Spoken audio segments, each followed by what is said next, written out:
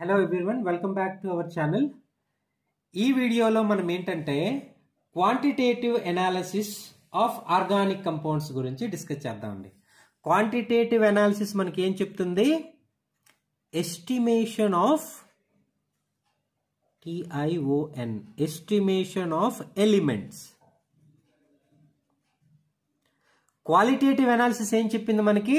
Detection of elements. Qualitative లో only మనం whether the element is present or not, particular మనకు కావాల్సిన element ఉందా లేదా అన్నది డిస్కస్ చేసాం. క్వాంటిటేటివ్ లో ఏం చేస్తాం? ఒకవేళ ఎలిమెంట్ ఉన్నట్లయితే ఎంత క్వాంటిటీలో ఉంది అన్నది డిస్కస్ చేస్తాం. ఓకేనా? First estimation of carbon and hydrogen. ఎందుకంటే ఆర్గానిక్ కంపౌండ్ అంటేనే మనకి ఏముంటాయి? కార్బన్, హైడ్రోజన్ అనేది మెయిన్ అనమాట. ఓకే, ఇందులో యూజ్ చేసే మెథడ్ ఏంటంటే LIEBIGS, లిబిగ్స్ కంబషన్ మెథడ్. కంబషన్ అంటే అర్థం ఏంటండి? ఏదైనా ఒక కెమికల్ కంపౌండ్ ని ఆక్సిజన్ సమక్షంలో మనం హీట్ చేయటాన్ని మనం ఏమంటాం? కంబషన్ అంటాం కదా. సో లిబిగ్స్ కంబషన్ మెథడ్ లో మనం ఏం చేస్తాం? ఆర్గానిక్ కంపౌండ్ ని తీసుకుంటాం. మన ఆర్గానిక్ కంపౌండ్ లో ఏముంటాయి? జనరల్ గా కార్బన్ అండ్ హైడ్రోజన్ అనే ఉంటాయి అనమాట. అంటే ఇప్పుడు ఏంటి, మనకి జనరల్ ఎగ్జాంపుల్ తీసుకుంటే, ఒక జనరల్ ఫార్ములా తీసుకుంటే CXHY అనే దాన్ని మనం ఎక్సెస్ అమౌంట్ ఆఫ్ ఆక్సిజన్ తో కంబషన్ చేసినట్లయితే మనకి ఏంటి వస్తుందంట? X moles of CO2 plus Y/2 moles of H2 అనేది వస్తుంది. Okay, so depending upon the formation of the carbon dioxide and the formation of H2O మనం ఏం చేస్తామంటే కార్బన్ హైడ్రోజన్ యొక్క పర్సంటేజ్ ని మనం డిటర్మైన్ చేస్తాం అన్నమాట. ఓకేనా? సో ఈ మెథడ్ ని మన వాళ్ళు ఏమంటున్నారు? లిబిగ్స్ కంబషన్ మెథడ్ అని అంటారు అనమాట. ఓకే, ఇందులో ఏంటంటే మనకి ఏంటంటే ఎగ్జామినేషన్ పర్పస్ లో సింపుల్ గా మనకి ఇన్ఫర్మేషన్ ఏది కావాలో అది మాత్రమే డిస్కస్ చేస్తున్నాం. సో లిబిగ్స్ కంబషన్ మెథడ్ ని యూజ్ చేసుకొని మనం కార్బన్ అండ్ హైడ్రోజన్ ఎస్టిమేషన్ చేయొచ్చు. ఆ విధంగా ఎస్టిమేషన్ చేయాలంటే మనం ఏం చేస్తాం? దాన్ని ఆక్సిజన్ సమక్షంలో బర్న్ చేస్తాం. బర్న్ చేస్తే మనకి ఏమొస్తుంది?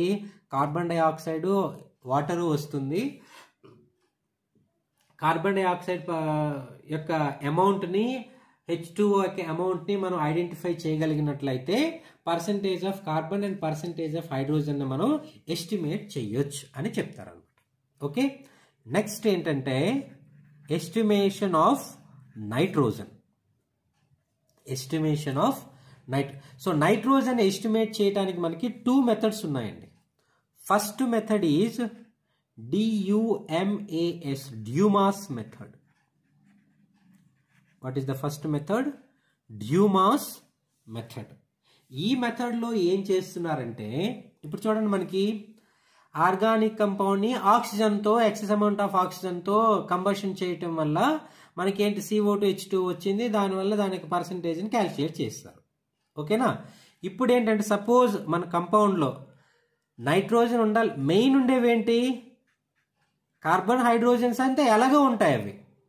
వాటితో పాటుగానే ఏదైనా ఎక్స్ట్రా ఎలిమెంట్ అనేది ఉండొచ్చు. సపోజ్ నైట్రోజన్ అనేది సపోజ్ Z అని అనుకున్నాం. కార్బన్, హైడ్రోజన్ తో పాటుగా నైట్రోజన్ ఉంటే దీన్ని ఏం చేయాలంట? క్యూప్రిక్ ఆక్సైడ్ తో హీట్ చేయాలంటండి. మీకు ఎగ్జామినేషన్ లో అడిగేటటువంటి ఇవే మెథడ్ పేరేంటి, ఆ మెథడ్ లో మనం ఏ కెమికల్స్ ని యూజ్ చేస్తున్నాం అన్నది ఎక్కువగా అడుగుతారు ఎగ్జామినేషన్ లో. కాబట్టి అది మీకు గుర్తుండాలి. క్యూప్రిక్ ఆక్సైడ్ ని మనం యాడ్ చేసి హీట్ చేస్తామండి. హీట్ చేసేటప్పుడు ఏమవుతుంది? X మోల్స్ ఆఫ్ CO2 వస్తుంది, Y/2 మోల్స్ ఆఫ్ H2O వస్తుంది, Z/2 మోల్స్ ఆఫ్ నైట్రోజన్ వస్తుంది.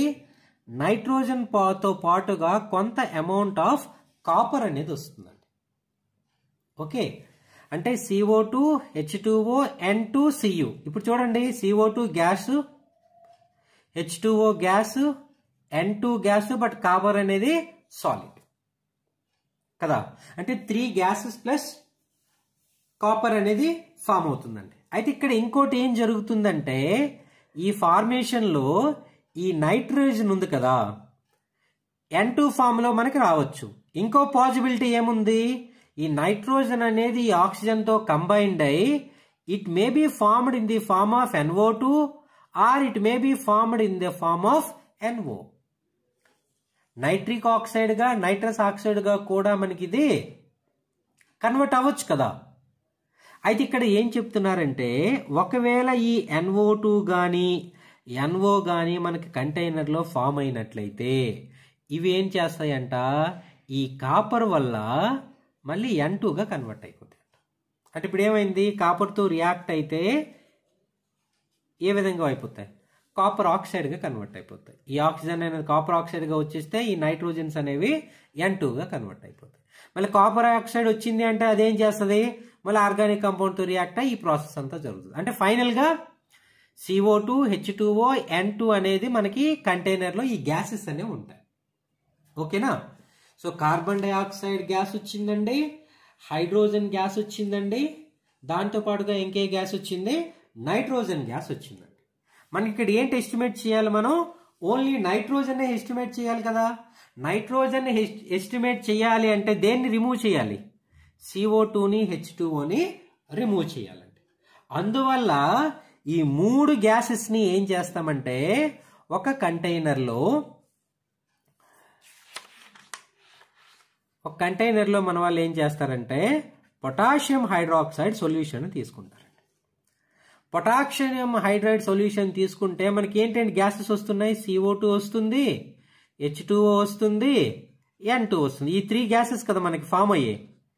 ఈ 3 గ్యాసెస్లో ఏమవుతాయంటే CO2 అబ్జార్బ్ అయిపోతుంది, H2O అబ్జార్బ్ అయిపోతుంది. మనకు మిగులుతుంది ఏంటంటే అప్పుడు ఓన్లీ నైట్రోజన్ మిగులుతుంది కదా. దాన్ని స్పెషల్ కంటైనర్లో కలెక్ట్ చేసుకుంటారు.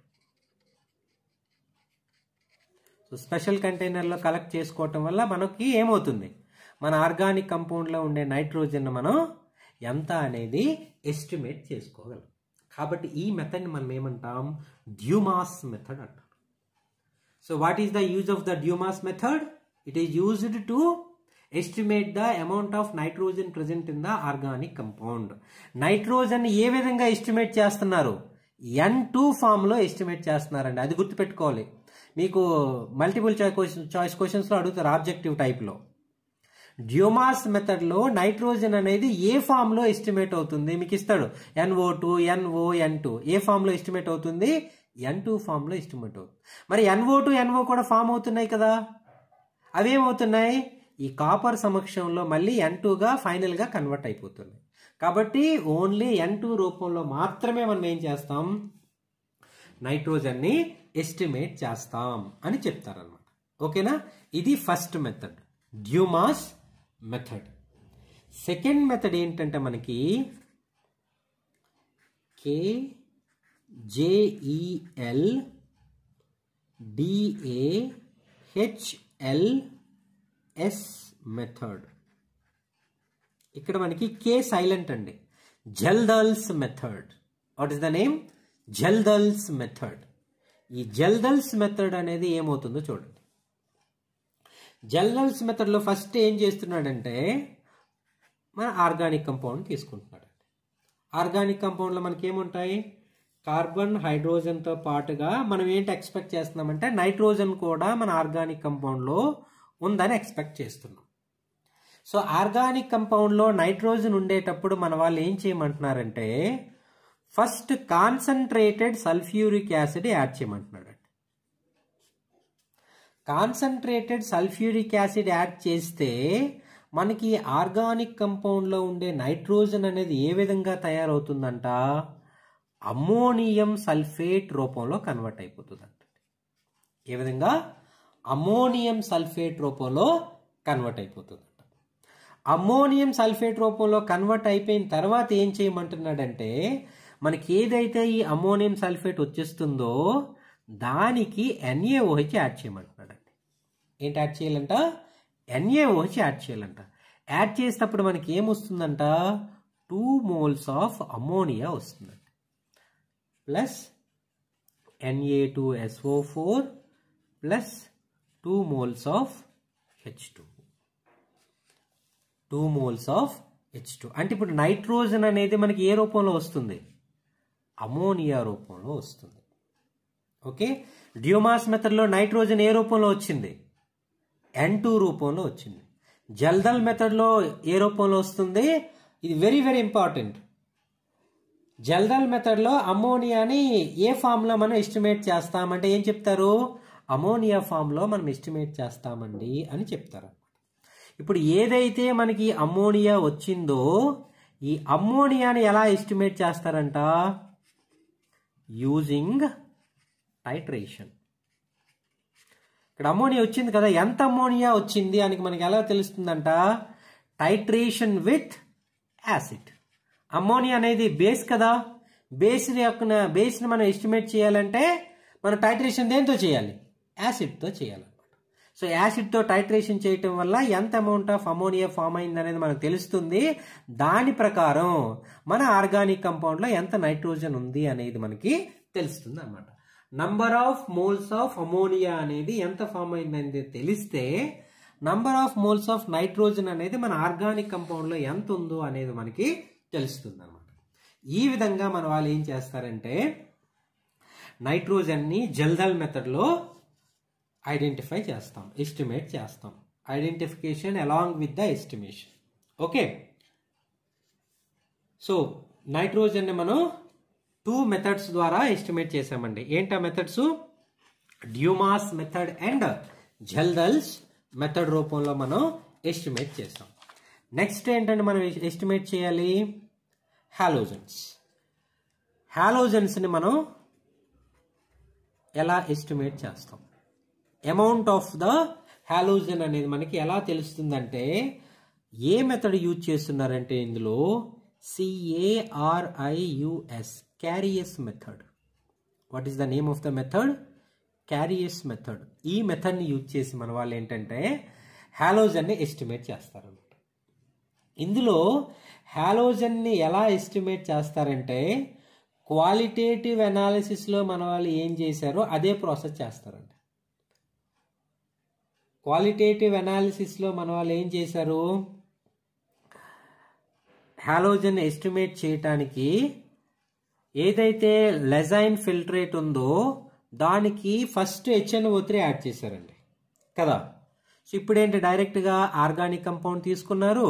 ఆర్గానిక్ కంపౌండ్ తీసుకునే దానికి ఫ్యూమింగ్ HNO3ని యాడ్ చేశారు.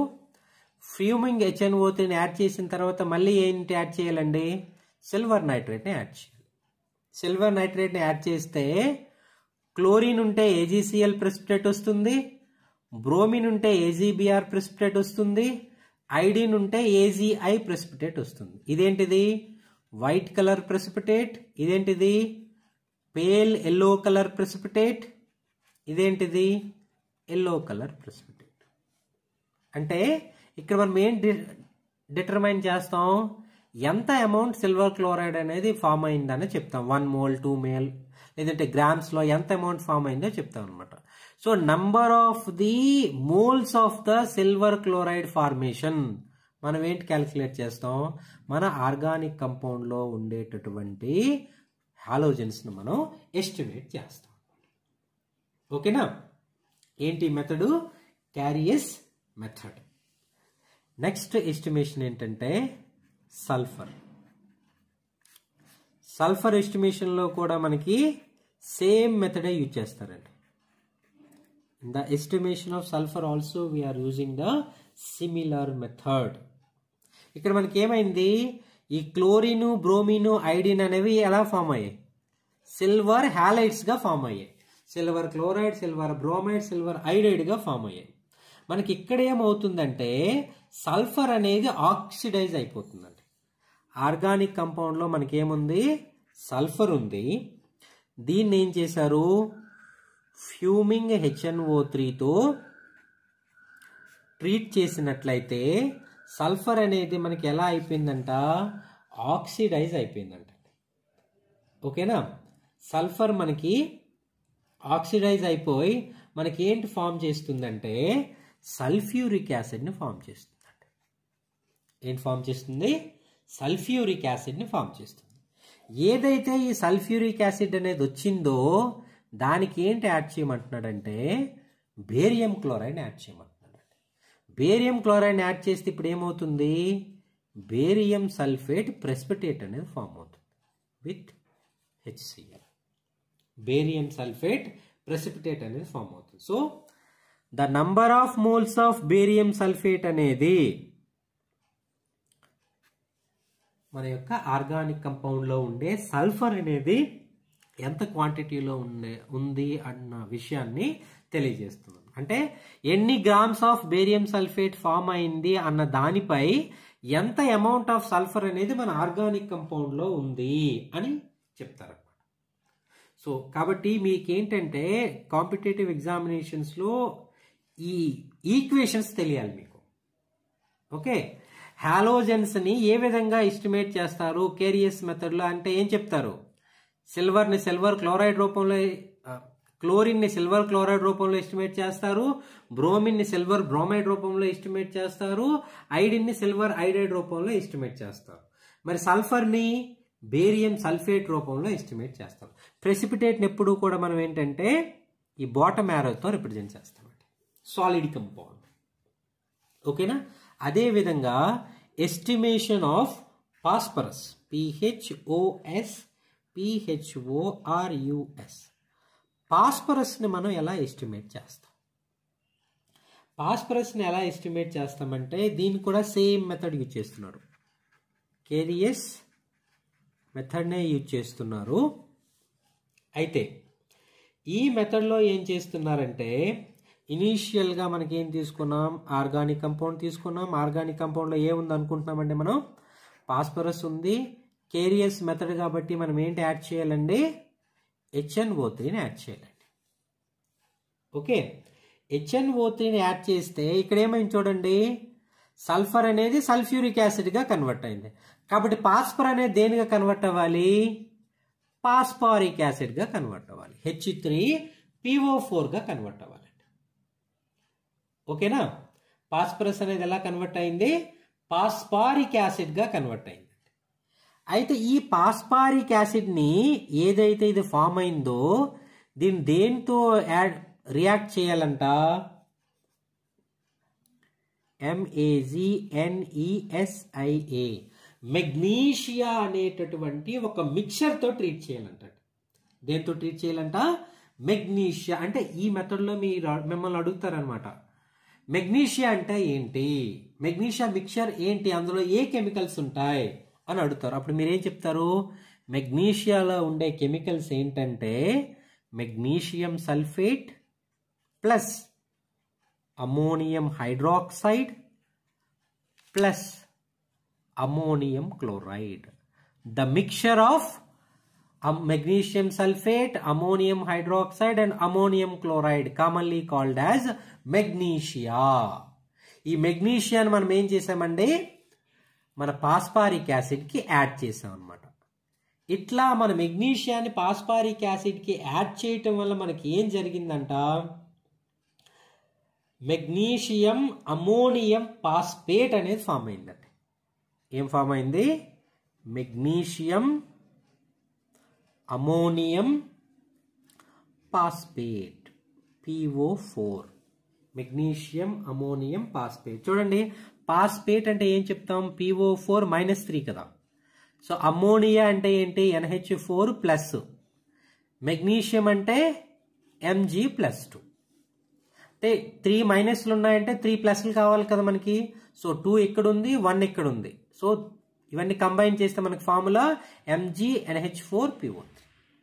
మెగ్నీషియం ఇదేంటిది, మెగ్నీషియం అమోనియం ఫాస్ఫేట్. ఈ 3 అయాన్స్ యొక్క పేరుని కలిపిస్తారు అంతే, మెగ్నీషియం అమోనియం ఫాస్ఫేట్. ఓకేనా. ఈ విధంగా మనకి ఏంటి వచ్చిందంటే అండి, మెగ్నీషియం అమోనియం ఫాస్ఫేట్ అనేది వచ్చిందంట. ఈ మెగ్నీషియం అమోనియం ఫాస్ఫేట్ని మన వాళ్ళు ఏం చేశారంటే ఫర్దర్గా హీట్ చేశారండి. ఏం చేయాలి మనం, ఫామ్ అయినటువంటి మెగ్నీషియం అమోనియం ఫాస్ఫేట్ని మన వాళ్ళు హీట్ చేసినట్లయితే మనకి ఏం జరుగుతుందంట, Mg2P2O7 plus NH3 plus H2O అనేది ఫామ్ అవుతుంది. ఈ Mg2P2O7 మనం ఏమంటాం, magnesium pyrophosphate. What is the name, magnesium pyrophosphate. ఏదైతే మనకి ఈ మెగ్నీషియం పైరోపాస్పేట్ ఫామ్ అవుతుందో, ఎంత అమౌంట్లో ఇది ఫామ్ అవుతుందో ఆ అమౌంట్ని బేస్ చేసుకొని మన వాళ్ళు ఏం చేస్తారంట, ఆర్గానిక్ కంపౌండ్లో ఉండేటటువంటి పాస్పరస్ని క్యాలిక్యులేట్ చేస్తారంట. మనకి ఇప్పుడు ఎలా చెప్తున్నారంటే, Mg2P2O7 అనేది మనకి 1 మోల్ అనేది ఫామ్ అయినట్లయితే అది ఎన్నింటికి ఈక్వలెంట్ అంట, 2 మోల్స్ ఆఫ్ పాస్పరస్కి ఈక్వలెంట్ అంట. అంటే ఇక్కడ 2 moles of magnesium pyrophosphate form అయిందంటే దాని అర్థం ఏంటి, 4 మోల్స్ ఆఫ్ పాస్పరస్ అనేది ఇక్కడ మనకి ఉన్నట్లు అనమాట. ఓకేనా. సో పర్సంటేజ్ ఆఫ్ పాస్పరస్ అనేది ఈ బేస్డ్గా మనని క్యాలిక్యులేట్ చేస్తారండి. ఓకేనా. లాస్ట్ వన్ ఏంటంటే estimation of oxygen. Estimation of oxygen. ఇప్పుడు చూడండి, మనకి కార్బన్ కానీ, హైడ్రోజన్ కానీ, నైట్రోజన్ కానీ, సల్ఫర్ కానీ, ఫాస్ఫరస్ కానీ, హాలోజన్స్ కానీ, వీటిలో ఏది తీసుకున్నా కూడా పర్టికులర్ మెథడ్ ఉంది. జెల్దాల్స్ మెథడ్, కేరియస్ మెథడ్, లీబిక్స్ మెథడ్, అట్లా డిఫరెంట్ మెథడ్స్ ఉన్నాయి. బట్ ఆక్సిజన్కి మాత్రం ఏ మెథడ్స్ లేవండి. పర్సంటేజ్ ఆఫ్ ఆక్సిజన్ ఎలా క్యాలిక్యులేట్ చేస్తారంట, 100% minus sum of the percentages of remaining elements. ఈ విధంగా సింపుల్గా మన వాళ్ళు క్యాలిక్యులేట్ చేస్తారు. సపోజ్ మనకు ఒక ఆర్గానిక్ కంపౌండ్ ఉంది. ఆర్గానిక్ కంపౌండ్లో కార్బను, హైడ్రోజన్, ఆక్సిజన్ ఉందనుకోండి. దీన్ని ఎలా పర్సంటేజ్ ఆఫ్ ఆక్సిజన్ క్యాలిక్యులేట్ చేయాలంట, 100 minus percentage of carbon plus percentage of hydrogen. ఒకవేళ ఇందులో నైట్రోజన్ ఉందనుకోండి, 100 minus percentage of carbon plus percentage of hydrogen plus percentage of nitrogen. So వీటి percentage calculate చేయడం మనకు ఆల్రెడీ తెలుసు కదా. సో 100 నుంచి మనం వీటిని మైనస్ చేసేస్తే వచ్చే పర్సంటేజ్నే మన వాళ్ళు ఏం చెప్తున్నారు, పర్సంటేజ్ ఆఫ్ ఆక్సిజన్ అని చెప్తున్నారు. సో ఈ విధంగా మన వాళ్ళు ఏంటంటే ఆర్గానిక్ కంపౌండ్లో ఉండే ప్రతి ఎలిమెంట్ని కూడా ఎస్టిమేట్ చేయొచ్చు. సో ఈ ఎస్టిమేట్, ఈ అనాలిసిస్ని మనం ఏమంటున్నామండి, క్వాంటిటేటివ్ అనాలిసిస్. అదే మీరు ఐడెంటిఫై చేయాలంటే దాన్ని ఏమంటాం, క్వాలిటేటివ్ అనాలిసిస్. సో ఈ రెండింటిని కలిసి మనం ఏమంటాం, మాలిక్యులర్ అనాలిసిస్. ఆర్గానిక్ కంపౌండ్ని 2 టైప్స్గా మనం అనాలిసిస్ చేస్తాం, క్వాలిటేటివ్గా, క్వాంటిటేటివ్గా. క్వాలిటేటివ్ అంటే అర్థం ఏంటి, only detection, weather the element is present or not అన్నది మనకి క్వాలిటేటివ్లో తెలుస్తుంది. క్వాంటిటేటివ్లో హౌ మచ్ అమౌంట్ అనేది మనకు తెలుస్తుంది అనమాట. అంటే రెండు కూడా మనకు కావాలి కదా. ఒక అన్నోన్ కార్బన్ కాంపౌండ్ అనేది మీ చేతిలో ఉన్నట్లయితే ఫస్ట్ అందులో ఏ ఎలిమెంట్స్ ఉన్నాయో కనుక్కోవాలి కదా, డిటెక్ట్ చేయాలి కదా. డిటెక్ట్ చేసిన తర్వాతే మనం ఏం చేస్తాం, ఎంత క్వాంటిటీలో పర్సంటేజ్ ఆఫ్ క్వాంటిటీ అనేది మనది చెప్తాం. కాబట్టి మనకి ఏంటంటే both the techniques are very important. మనకి ఎగ్జామినేషన్లో ఏంటంటే ఈ ఈక్వేషన్స్ అనేవి చాలా ఇంపార్టెంట్. ఈక్వేషన్స్ మీరు ఈజీగా గుర్తుపెట్టుకోండి. ఆర్గానిక్ కెమిస్ట్రీ అంటే మళ్ళీ చెప్తున్నాను, ప్రాక్టీస్ ప్రాక్టీస్ ప్రాక్టీస్. మీకు అందరికీ అందుకే తెలుగులో ఎక్స్ప్లెయిన్ చేస్తున్నాను నీట్గా ఈక్వేషన్స్ని. ఇది మీకు మైండ్లో ఉందంటే మీరు వీటికి రిలేటెడ్ స్టోరీ రాసుకోవచ్చు. ఒకవేళ మీకు హాలోజన్స్ క్యారియస్ మెథడ్ గురించి ఎవరైనా ఎక్స్ప్లెయిన్ చేయమన్నారు అనుకోండి, మీరు ఎలా ఎక్స్ప్లెయిన్ చేస్తారు, Carriers method is used for the estimation of the halogens present in the organic compound. If the halogens are present in the organic compound, initially organic compound treated with the fuming nitric acid. Fuming nitric acid followed by the addition of silver nitrate to produce the corresponding silver halide. If chlorine is present, we will observe the silver chloride. If bromine is present, silver bromide. If iodine is present, silver iodide will be observed. In terms of the color, we will observe white color, pale yellow color or yellow color. So based on the percentage of the silver chloride, percentage of the silver bromide, percentage of the silver iodide, we will identify the percentage of chlorine, bromine, iodine in the organic molecule. ఈ కహాని మీరు రాసుకోవచ్చు కదా. ఒకవేళ మీరు తెలుగులో చెప్పాలంటే carry us method అనేది organic compound లో ఉండేటటువంటి హాలోజన్స్ ని ఎస్టిమేట్ చేయడానికి ఉపయోగపడుతుంది. ఆర్గానిక్ కంపౌండ్ లో హాలోజన్స్ ఉన్నట్లయితే మనం ఆర్గానిక్ కంపౌండ్ ని ఇనీషియల్ గా ఫ్యూమింగ్ నైట్రిక్ యాసిడ్ తో ట్రీట్ చేయాలి.